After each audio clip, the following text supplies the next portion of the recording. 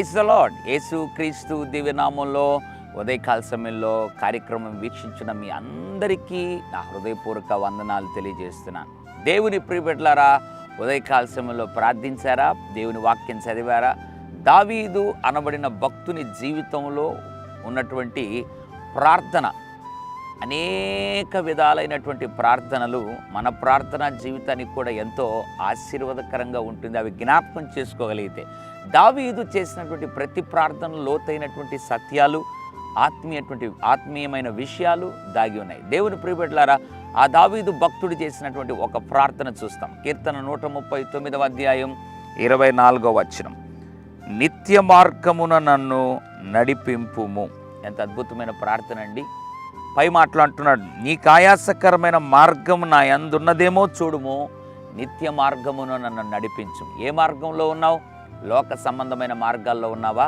ఇష్టానుసారమైన మార్గంలో ఉన్నావా? నీకు నచ్చిన మార్గంలో ఉన్నావా? లేదా లోకులను సంతోషపెట్టే మార్గంలో ఉన్నావా?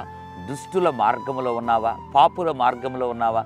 ఏ మార్గంలో నువ్వు ఉన్నా కూడా దేవునికి నీవు ఆయాసం కలిగించేవాడు. అయితే దావీదు అన్నాడు, నీకు ఆయాసకరమైన మార్గం ప్రభువా, నాలో ఉన్నదేమో పరీక్షించి తొలగించండి అని ప్రార్థన చేసిన తర్వాత, నిత్య మార్గమును నన్ను నడిపించు, నిత్యత్వమునకు నన్ను చేర్చే మార్గమును నన్ను నడిపించు ప్రభువా అని ప్రార్థించినట్లుగా ఉదయకాల సమయంలో ఒకవేళ మార్గము తొలగిపోయినట్లయితే నీవు కానీ, నీ బిడ్డలు కానీ, నీ భర్త కానీ, నీ భార్య కానీ, నీ ఎవరైనా కావచ్చు, నీ కుటుంబీకులు మార్గం ఒకవేళ తొలగిపోయి ఉంటే వారి కొరకు ప్రార్థన చేయండి.